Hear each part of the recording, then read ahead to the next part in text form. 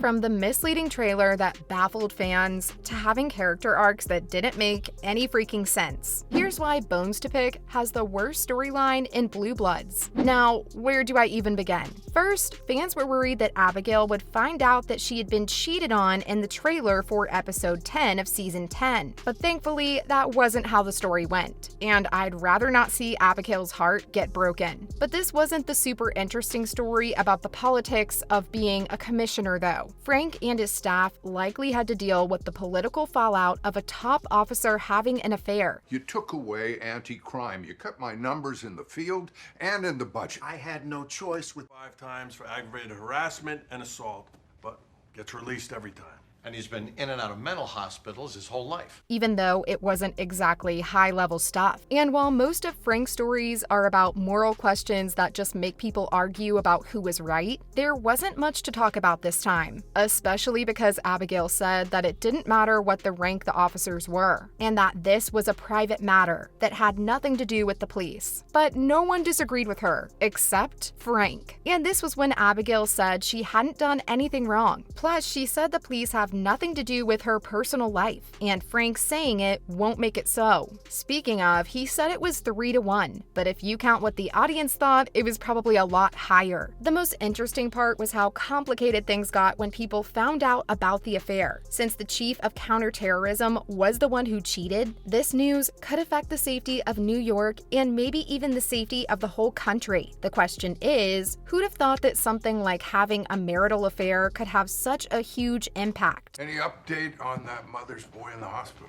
Eli Chesnick had surgery to remove the bullet. Car plate was altered, but we were able to locate him using a bumper sticker and an anonymous tip. Even so, Frank appeared to be more of a mafia boss than the head of the NYPD when he called Holmes over to his car for a private talk. But then he rolled up his window and said the conversation never happened. Like, what the heck? Plus, Frank mentioned in the show how he can't act like they all have an equal say in this room. He gets to say the last thing. He may not agree with what anyone says, but he does think about what they say. Don't forget that. And 3 against 1 wasn't fair. So one of them has to be a man and take his side.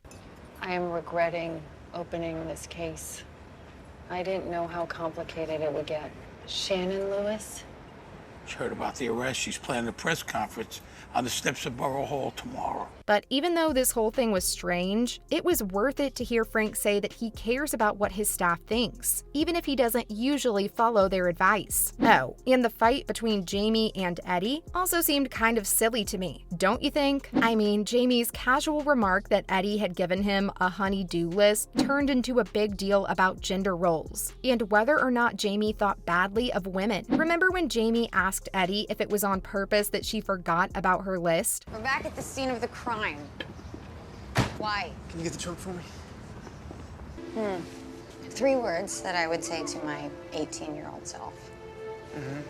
And Eddie's response was, I think your mind forgot on purpose because you don't like it when a woman tells you what to do. That was brutal. And during most of the hour, Eddie seemed strange. But I thought it was because she was as tired as Jamie said she was. She seemed like she had too much to drink. And she laughed at things that didn't seem very funny and started silly fights. This entire fight seemed like a marital spat you'd see go down in a sitcom. And it literally had nothing to do with the theme of Blue Bloods. Even though Eddie's explanation about feeling unsafe made sense, the real problem is that they work different shifts. She'd probably feel better about herself if she and Jamie could have more time together, as opposed to Jamie going home when Eddie gets to work. Gotta go with IAB. Even if Witten is returned to full duty, she's not sure she even wants to be a cop. It's that the bad is far outweighing the good. Not for everyone. Not for you.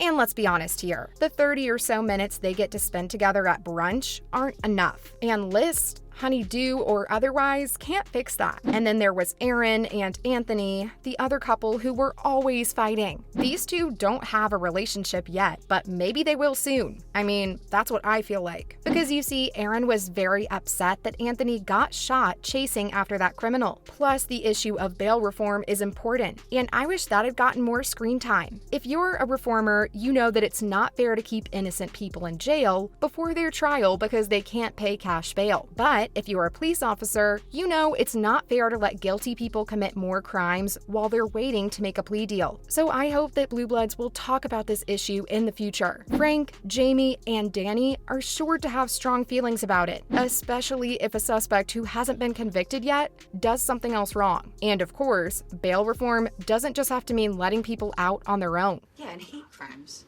All crimes are hate crimes. No such thing as a love crime. You have to ask him. Does that mean that the mayor is pissed at you? That's exactly what it means. It could mean that they have to go to programs instead of paying cash. Whether or not this is a good idea is something the Reagans could debate at their dinner table. In any case, Anthony couldn't stop thinking about that bad guy. He made it his personal mission to find this guy and put him away for good. But also, I want to talk about how Erin told Anthony she wouldn't approve his overtime if he kept doing that. And now that Anthony has been shot, that threat is probably useless. But Anthony's concern was pretty valid when he asked Erin what'll happen the next time he crawls through someone's window and hurts a little old lady. But Erin's reply was that even though the law stinks, it is still the law. It's going to be tough to make good on that with less police and less money. I'm not discussing rolling back policies with you. I am not going to stand next to you and pretend your policies are working when they are not.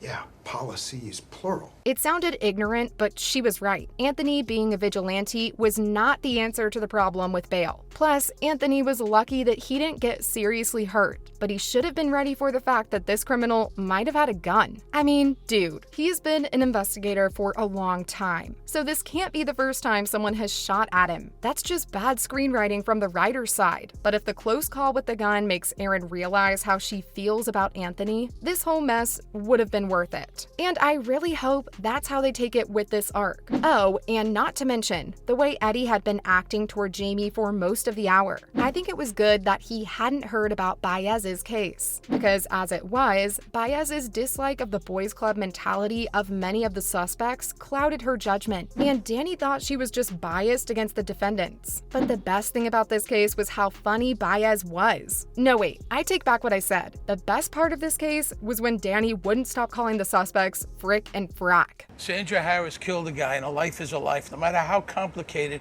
it makes things for Crawford. What's your karaoke go-to song? I Will Survive.